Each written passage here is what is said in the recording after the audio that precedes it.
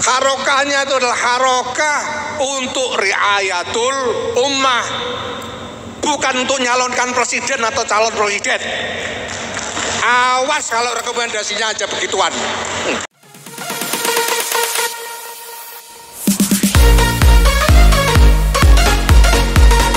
Manajer pengelolaan kesehatan kenapa tidak? Wong bangkir saja bisa gitu.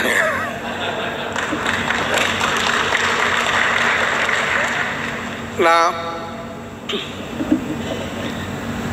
Bapak Ibu sekalian saya hormati, ulama Nusantara ini memiliki tradisi yang unik, yang khas, dan saya kira tidak ditemukan di lingkungan ulama-ulama di belahan dunia Islam lainnya. Tidak di Timur Tengah, tidak di Afrika, tidak di tempat-tempat lain, tapi ini memang sangat khas Nusantara. Yaitu bahwa ulama Nusantara itu tidak hanya berkhidmah kepada ilmu saja. Ulama-ulama Nusantara itu tidak hanya menggeluti ilmu dengan mengkaji dan mengajarkannya saja, tetapi selama berabad-abad sesungguhnya ulama Nusantara itu juga memikul wazifah tanggung jawab untuk mengasuh, mengelola umatnya, komunitasnya. Jadi para ulama kita ini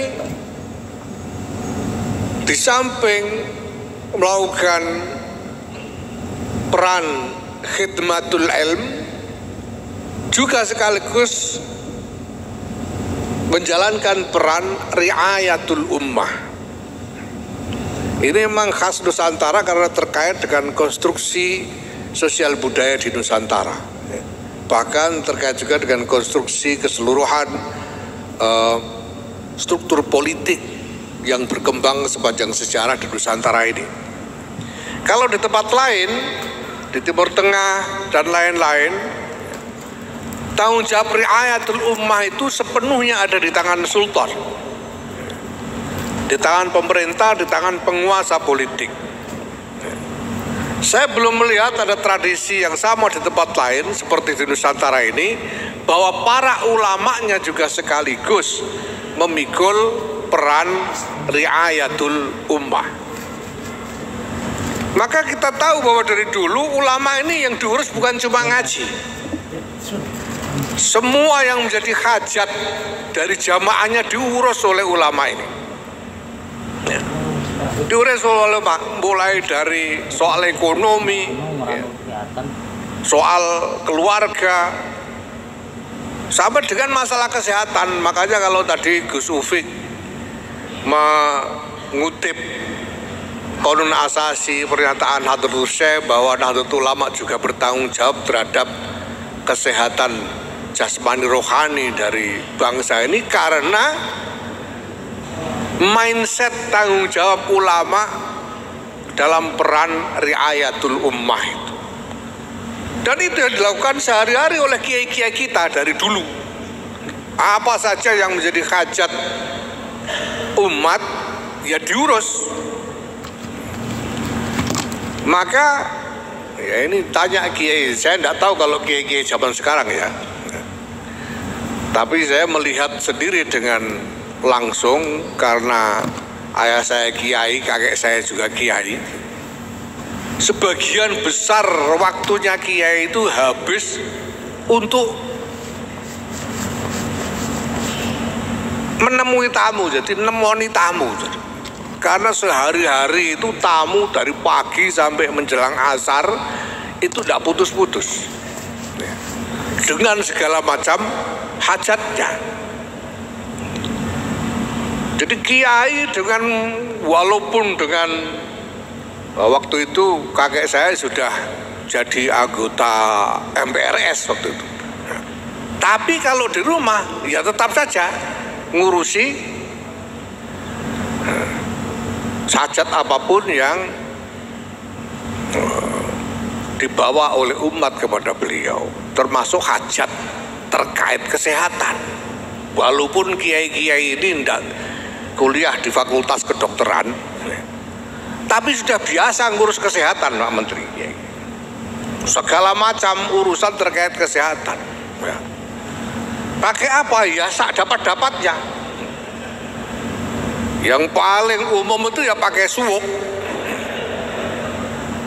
Saya sendiri itu dapat warisan segala macam suwuk dari ayah saya, kakek saya, dari guru-guru saya. Macam-macam, ada suwuk sampai ada suwuk untuk menyapih. Punya saya itu. Bismillahirrahmanirrahim. Cermo ratu si bayi lalio duduh susu ilingo segolan banyu adem masrep saking kersaning Allah. La ilaha illallah Muhammadur Rasulullah. Ya, tapi ada kaifiahnya itu. Kalau pengen tahu ya nanti datang ke saya dengan mahar yang pantas ya. Ada suwuk macam, ada suwuk muntoh, ada suwuk wah segala macam. Dan memang bunyinya aneh-aneh. Suwuk itu bunyinya seperti saya kalau ditanya cermo ratu itu artinya apa ya tidak tahu saya. Sampai-sampai ayah saya Allahyarham Kiai Khalil Bisri mengatakan suwuk itu asalkan diawali dengan Bismillahirrahmanirrahim, diakhiri dengan La ilaha illallah Muhammadur Rasulullah, sauni-uninya sauni-uninya itu bahasa Indonesianya apa ya? Pokoknya mau pakai kalimat apa saja insya Allah manjur. Wah, ini saya praktekkan kemarin itu setelah Muktamar Jombang. Muktamar Jombang itu kan temanya Islam Nusantara, dan kemudian Islam Nusantara yang menjadi begitu populer. Nah, kebetulan ada santri saya yang istrinya mau melahirkan tapi tidak keluar-keluar, sudah kontraksi sehari semalam nggak keluar-keluar, sampai lalu wadul lapor ke saya, ini gimana ini istri saya. Saya bilang udah gini aja, perutnya istrimu itu pegangi, lalu kamu ngomong begini, jabang bayi, ngomong apa, bismillah dulu, Bismillahirrahmanirrahim, jabang bayi, nek kue kepengin weruh gebyare Islam Nusantara ndang metuwa la ilaha illallah Muhammadur Rasulullah. Nah, itu dipraktekkan ya keluar beneran. Ini suwuk, masya Allah. Makanya ya biasa Kiai itu, Kiai Abdul Wahab Hasbullah itu Rois Am, pengurus besar Nahdlatul Ulama waktu itu, dan harus warawiri dari Jombang ke Jakarta. Tapi kalau beliau ada di Jombang ya sama, wadifahnya itu nemui tamu dengan segala hajatnya. Apa saja hajat tamu itu dilayani, termasuk hajat-hajat kesehatan itu. Sampai suatu hari ya beliau di kediaman lalu menemui tamu dari pagi, sekian banyak orang, satu persatu hajatnya dilayani. Sampai menjelang sore ada anak muda yang dari pagi sudah datang, tapi tidak ngomong-ngomong hajatnya apa dan tidak pamit-pamit. Sampai semua tamu yang lain pulang, anak muda ini masih di situ. Maka ditanya oleh Kiai Wahab, panjenengan pundi? Mriki mawon, kata. Panjenengan dari mana? Dari sini saja. Paring asma, namanya siapa? Adib. Bin Wahab Hasbullah, ternyata putranya sendiri. Beliau karena sayang banyak putranya jadi lupa kalau itu putranya sendiri. Ini Kiai Wahab. Ya, karena ini apa namanya, refleks. Kalau ada tamu kan masih ditanya begitu, Kiai, rumusnya itu dari mana, namanya siapa, bin siapa, ini. Nah, karena itu Bapak Ibu sekalian, ya memang kiai-kiai kita ini ulama-ulama kita ini dari dulu tidak pernah jauh dari jamaahnya, tidak pernah jauh dari umatnya. Ini yang dalam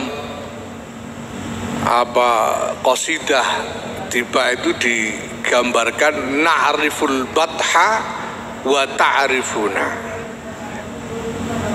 Kiai-kiai kita ini kenal betul dengan warganya, dan warga juga kenal betul dengan kiai-kiainya, karena bergulat sehari-hari bersama. Nah, Bapak Ibu sekalian, dulu terkenal sekali orang mengatakan bahwa Nahdlatul Ulama ini adalah pesantren besar, dan pesantren adalah Nahdlatul Ulama kecil. Maka persis wujud peran kiai-kiai seperti yang saya gambarkan tadi itulah yang harus diproyeksikan ke dalam peran Nahdlatul Ulama. Kalau dulu kiai-kiai pribadi yang menjalankan peran riayatul ummah itu, maka sekarang peran itu harus mampu dijalankan oleh jamaiyah. Apalagi sekarang ini kiai-kiai kita ini mungkin zaman sekarang ini lebih banyak disibukkan oleh urusan memelihara lembaga pendidikan masing-masing. Ini sebetulnya saya tidak tahu ini bagaimana cara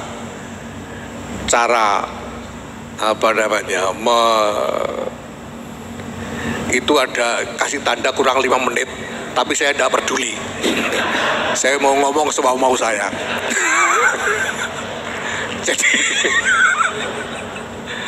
Jadi sekarang ini saya tidak tahu bagaimana cara mencerna keadaan ini. Apakah ini lebih baik atau merupakan kemerosotan? Kita tahu bahwa sekarang kiai-kiai besar kita kemudian juga kebesarannya terproyeksi ke dalam lembaga pesantrennya, sehingga pesantrennya juga menjadi besar, menjadi lembaga-lembaga yang besar, dan itu menimbulkan kesibukan, menyita energi para kiai ini, sehingga seringkali waktu untuk engage, untuk bergulat dengan umat ini menjadi berkurang karena kesibukan lembaga itu. Apalagi kalau kebutuhannya jadi macam-macam sehingga sibuk mencari nafkah aja. Maka dulu ada proposal berkeliaran segala macam nih karena itu. Nah, tapi ini kondisi real. Kondisi real. Begini memang ya mungkin satu perkembangan yang tidak terelakkan dengan pesantren-pesantren kita. Nah, apa yang dulu merupakan tradisi dari para kiai, tapi kemudian secara pribadi mungkin kemudian terlalu berat untuk dilaksanakan oleh para kiai itu sendiri, ini semua harus diproyeksikan, ditransformasikan menjadi peran jamaiyah Nahdlatul Ulama. Maka kegiatan-kegiatan, program-program, aktivisme organisasi Nahdlatul Ulama ini harus diarahkan kepada peran riayatul ummah. Nahdlatul Ulama ini harus mengakrabi umat, harus bergulat langsung bersama mereka. Maka lembaga kesehatan NU, apalagi ada Persatuan Dokter NU Arsinung, ini semua ini harus diarahkan pada mendampingi umat, mengawani umat, merawat umat. Kalau sekarang dikatakan ada harokah kesehatan, harokahnya itu adalah harokah untuk riayatul ummah, bukan untuk nyalonkan presiden atau calon presiden. Awas kalau rekomendasinya aja begituan, saya bubarkan semua nanti. Nggak boleh. Riayatul ummah ini yang penting.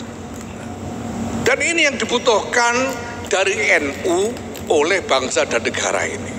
Sumbangan dalam soal ini. Negara ini tidak butuh NU ikut-ikutan rebutan ini itu tuh tidak butuh. Negara ini butuh bantuannya NU. Kalau soal kesehatan, pelayanan untuk rakyat, ya itu kan tanggung jawabnya Pak Menteri, bukan tanggung jawab kita. Tanggung jawab